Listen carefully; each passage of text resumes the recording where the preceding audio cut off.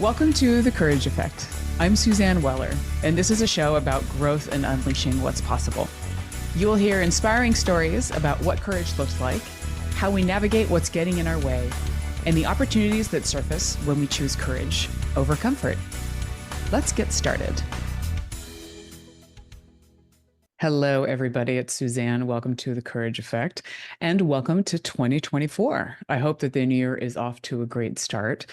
And I wanted to use today's show to actually do some planning for 2024, to really do a little bit of reflection, but have a conversation with all of you about how can we potentially bring more courage into our worlds for 2024. This is the time of year for resolutions, and I don't necessarily believe in resolutions because the success rate, which I know from personal experience, is not great. And I really like to think of it as intentions. I think it's a kinder, more compassionate way for us to, just look at what we bring into our lives, how we live our lives, and what are the things that we really want to be intentional about, but we don't beat ourselves up if they don't happen. And it's really about not making ourselves better, but living a life and showing up in a way that is really more true to who we are, and that allows us to achieve new possibilities. And obviously, courage is a big part of that. And a lot of the time, courage is about not just what you're going to take on in this new year, but also what you are going to let go of. What are you potentially going to subtract or say goodbye to? So let's spend some time today talking about that, really maybe those questions for the new year.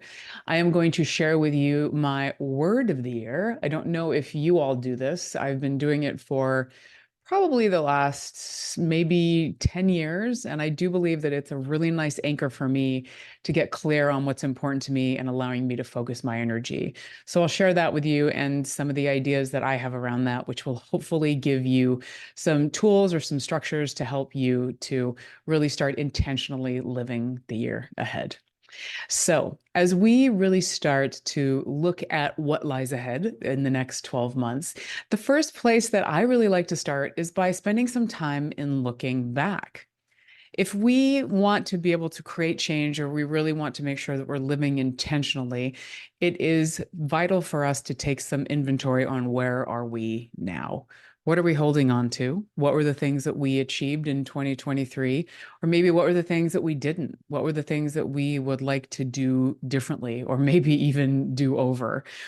So I really like to start with, what am I excited about right now? What are the things that, as I look back over the past 12 months, that went really well? What feels good? What are the things that I want to keep doing as I move forward? And what am I excited about for next year? What might the next 12 months hold in store for me? So, taking some reflections on what am I excited about now, and looking back, what was great? What was awesome about 2023? What do you want to keep doing? And then, in tandem with that, what do you want to leave behind in 2023? What are the things that are potentially holding you back for the new year? And, I really like to think of this as, what is getting in the way of allowing you to really make your intentions happen for next year? So, there are definitely things that I am ready to walk away from in 2023. I wrote quite a personal blog post on my website, and I will actually share this in the show notes, wrapping up the year, called Closure. And for me, 2023 had quite a number of challenges. I faced the loss of a few dear friends, also some friends and family members dealing with health issues, and me being a part of their care network, which I'm so grateful that I get to be. These are people that I love, and that I want to make sure that I can provide some support and care through their challenging times. But there's also a time for me to look at, how do I do care in a way that continues to make sense for me? There are times where I tend to be a fixer. I tend to like to go in and take control, where maybe it's not necessarily my place to take control. But I like to think that I know the answers probably more than I do. And with that, I have learned that a lot of these problems, first of all, aren't mine to fix. And I don't necessarily know the best answer for, much less my problems, when it comes to somebody else. That is really not up to me. So I am taking some time on what do I want to leave behind. It is that jumping to fixing, jumping to advising from people, and really honoring the grief that I've been experiencing over the past 12 months and making sure that I recognize it, that I still sit with some of that discomfort and honor the love and the losses that I had for last year. I feel like I've given myself some time to really sit in that discomfort. And now, how do I hold on to that and create some containers for grief and just appreciating what those people were in my life or those experiences overall, but not necessarily letting it get in the way of what I want to achieve in 2024. So, as you can see from some of what I shared just now, my need to fix really comes from potentially a fear of needing to add value, a fear of needing to, I create my identity around being a bit of a helper, of being able to support people and knowing that I can be trustworthy and relied upon. That is a wonderful thing, and it is very intentional for me. But at the same time, that is something I have to really step back to think about. What am I afraid of in those zones? What are the potential fears that are driving my need to fix? Fears are something we don't talk a lot about, and for obvious reasons, because it puts us in an uncomfortable place. But I have been spending some time thinking about what fears are in my life. What fears might I be dancing around? And as I look forward to this next year, I want to be dancing with these fears. I want to not push them away and pretend that they aren't there, but I want to bring them in a way that allows me to work through them and to potentially dance through them. So I learn something in the process.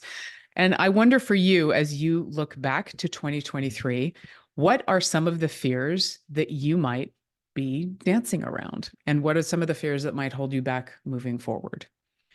Let's talk a little bit about fear, because I think that a lot of us think about, what's scary overall, and we're all scared of different things in our lives.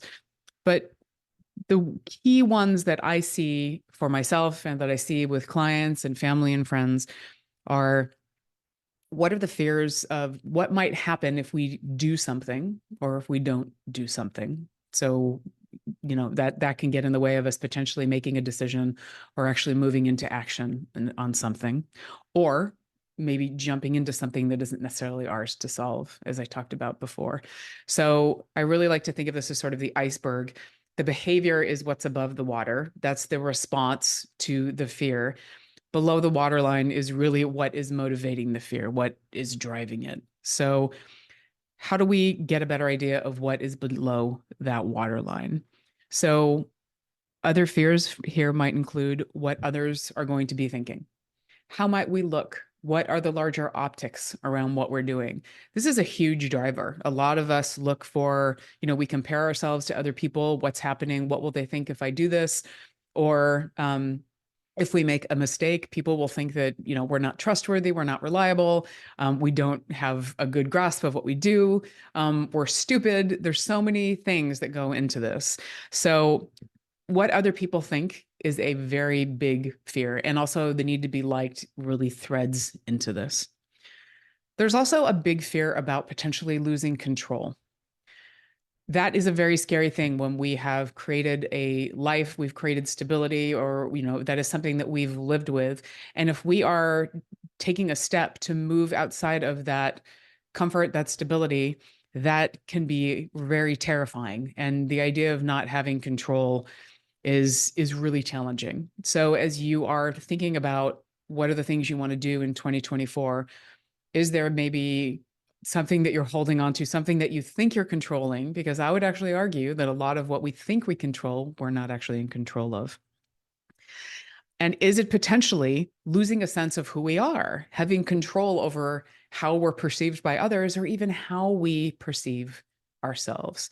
So, spending a little bit of time about those fears can give us a better idea of what's really motivating our behaviors. So, I'm curious, what is really scary about 2024 for all of you?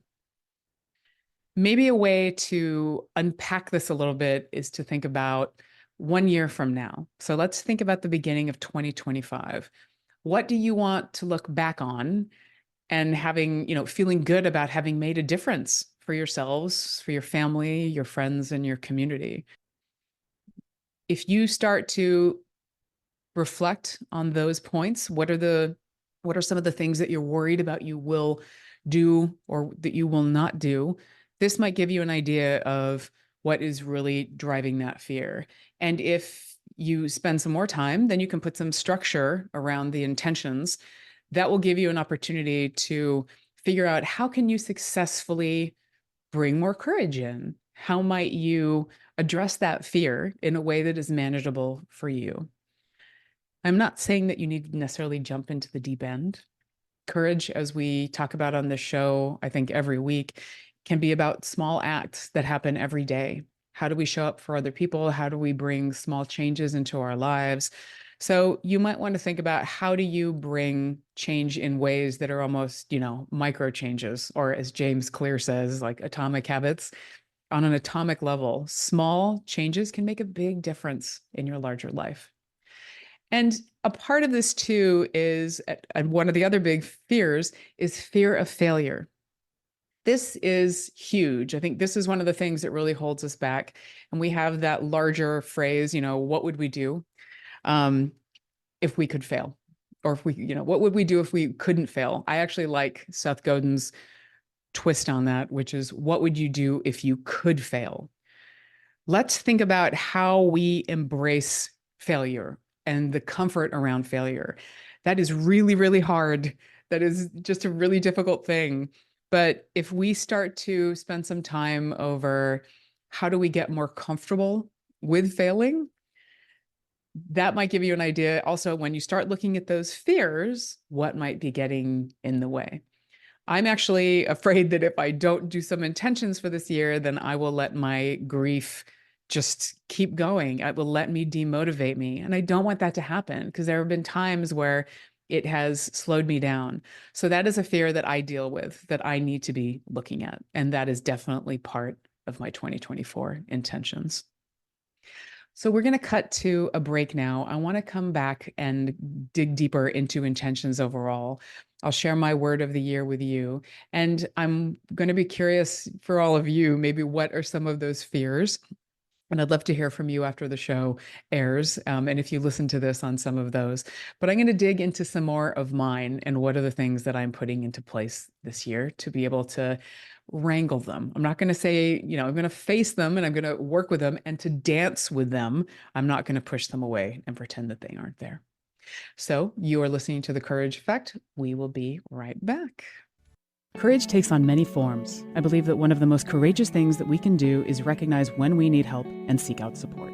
Is something interfering with your happiness or keeping you from achieving your goals? If you're going through a hard time, possibly struggling with depression or anxiety, therapy can give you tools to approach your life in a very different way. That's why I'm excited to tell you about today's sponsor, BetterHelp. BetterHelp's mission is to make therapy more affordable and accessible. It's an online platform where you can be matched with a professional therapist in as little as a few days just by filling out a few questions. I know from personal experience that finding a therapist and the right fit can be really difficult. With BetterHelp, you can easily switch to a new therapist at no additional cost. For more information and to sign up to get matched with a therapist, go to BetterHelp, that's HELP.com/courage. Visiting this link both supports the show and gets you 10% off your first month of BetterHelp. So if you're struggling, consider online therapy with BetterHelp. Easy on the ears, good for the soul. Alternative Talk 1150.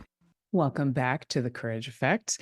We are talking about 2024 intentions. How do we kick this year off in a way that is really going to work for us and be compassionate at the same time and really anchor on what is important to us as individuals? So in the first part of the show, we talked about some questions. How do we do some reflection onto 2023? What are the things we want to bring with us? What are the things maybe we want to do a little bit differently? And what are the things that we want to leave behind? The art of subtraction, as I like to call it, is something that is really powerful because if we look at our lives every day, there's so much there's so much noise, right? There's so much stuff that holds us back, that takes our energy, our time, and our attention, which I like to say are our three most precious resources. How do we actually take things out of our lives or subtract things that aren't necessarily serving us effectively? And I bring that up because that is actually that is a core to my biggest intention or my word of the year for 2024, which is curate. I am looking to not just necessarily take things out of my life, but I want to curate experiences, people, work. What are the things that I'm actually able to bring into my life to be really intentional and to cultivate the relationships that I want, to make sure that I'm spending my time most effectively, and that I am possibly opening myself up to new things and creating space in my life that I wouldn't have if I wasn't curating. So for me, curation, I looked back at the Latin word of this, the actual etymology of it, and it's from curatus, which means to take care of. I love this definition because it's not just taking care of others and my life, but it's also taking care of me. So curation at the same time that it is, it's meaningful and it's healthy. It's helpful. Invigorating was another one of the words that I had read for it, but it really and truly is restorative. It's going to allow me to look at what I need throughout and to make effective decisions in my life for what I bring in and what I leave behind. So I am really excited about this word because it also is going to act as a sort of tonic. It's going to be something that's going to restore and invigorate me, as I said. And it's going to allow me to open up to new things, but also realize what is potentially holding me back. And this is not going to happen overnight. This is something that I'm going to be going through as I have different experiences, as I'm doing my reflections. I'm actually committing to doing a monthly reflection instead of just a quarterly. I mean, I do journaling most days anyway, but it allows me to get really clear on how am I spending my time? What are the things that maybe I don't want to do as much of, or I don't want to do at all?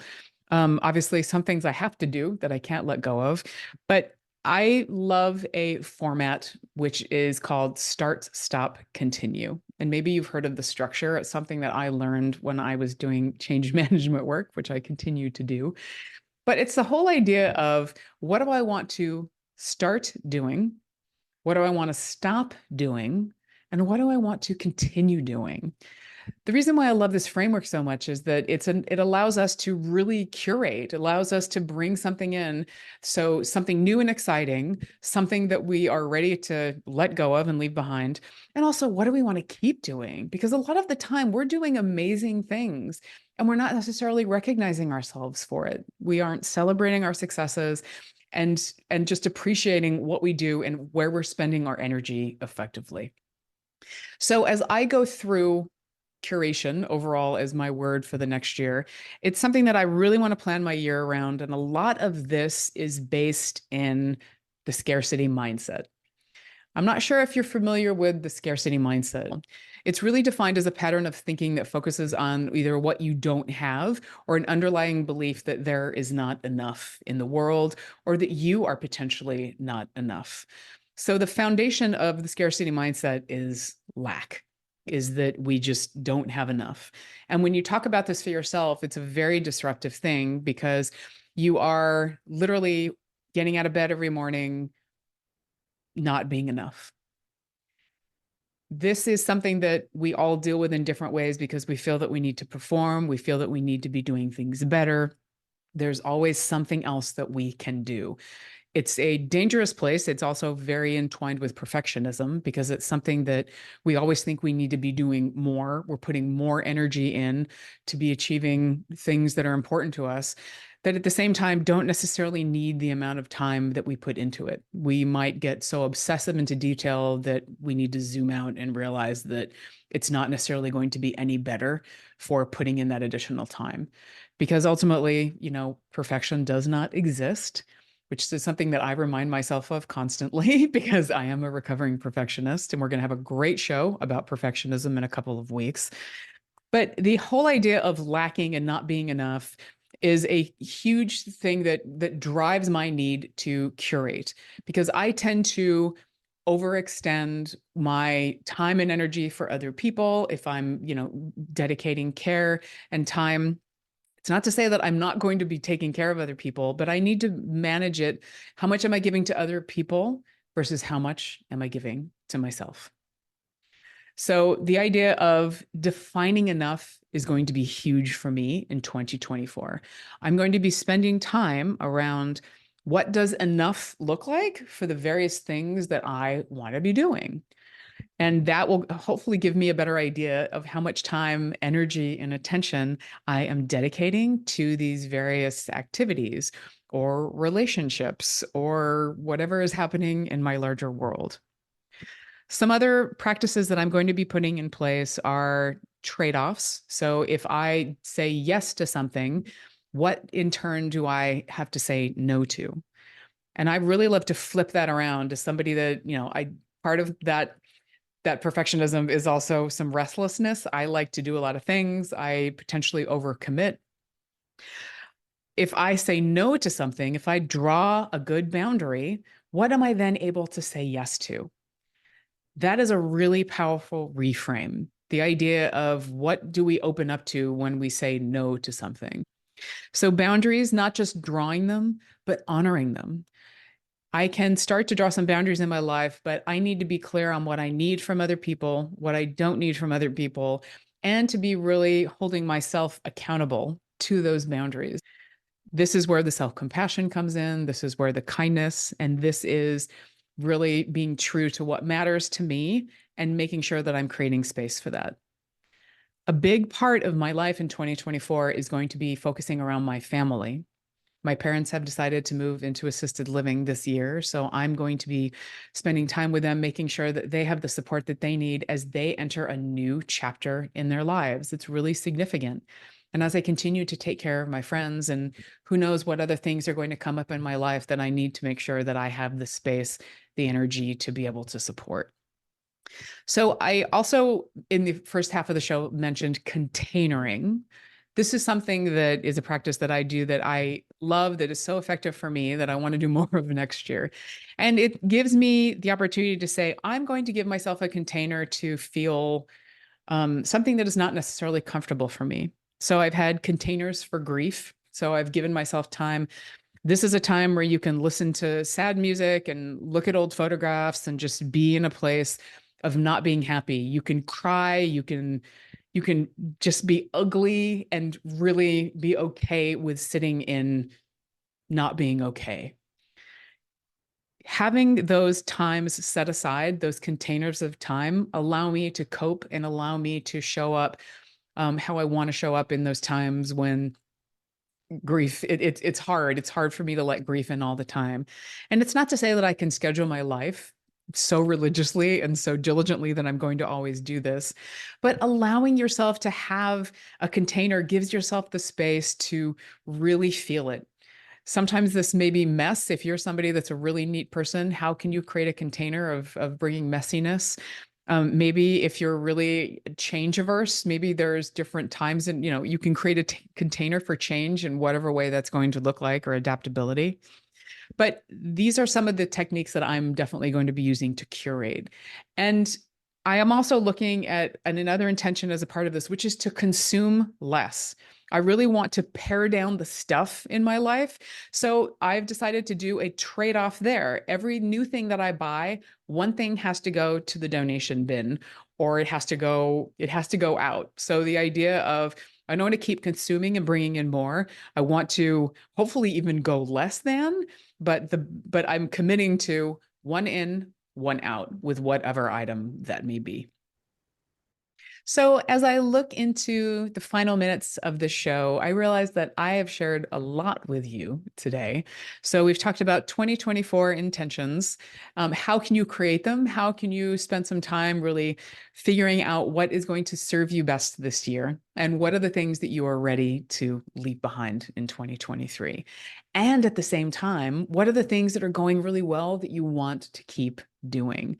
So, one of the frameworks, as I talked about, you can use to do this is the start, stop, continue framework. There's just such simplicity and beauty in that, just by asking yourself some questions. What are the things that you keep putting off that you really want to be doing? Maybe what are the things that you keep putting off that you really don't want to be doing? And can you potentially get rid of those? And what are the things that you're getting good feedback on from other people or you're getting appreciation that maybe you're not paying attention to that you need to make sure that you keep doing? Let's spend some time on what lights you up and maybe similar acts that you can do. Maybe that's something that you can incorporate for 2024 as well. We also talked about the word of the year. So I'm hoping that that's something that if you don't do it, maybe you'll think about doing it this year. It's a really great way to set those intentions and to make sure that what you're committing to doing is meaningful. We want to make sure that our values, that what is core and important to us now is something that stays with us throughout the year. And having that word is a really nice anchor to hark back to and keep you on that track. And the other thing that I want to make sure that I mention is, we talked about failure, getting more comfortable with failure. How might you bring more self compassion into your world this year? Intentions are not meant to be something that is draconian in any way. It is not meant to be self punishing. It's a way for you to be realizing things that are important to you. But how do you also give yourself some compassion if you don't do them or if you don't even get close to achieving, like maybe you created some big goals, you have to be okay with them not happening at the same time, and then asking some questions. Why didn't I do that? These are things that will also give you an idea of maybe it wasn't as important to you now as you thought it was at the beginning of the year. So I hope that this show was helpful for you to really think about what was great about the past year, what are the things that you're really looking forward to in 2024, and give you some reflection prompts and ideas for how to approach this next year more courageously and more intentionally. So, thank you so much for listening. As always, I wish you a wonderful 2024, and I look forward to you being a part of my audience. I am grateful for you. Happy New Year. Stay courageous.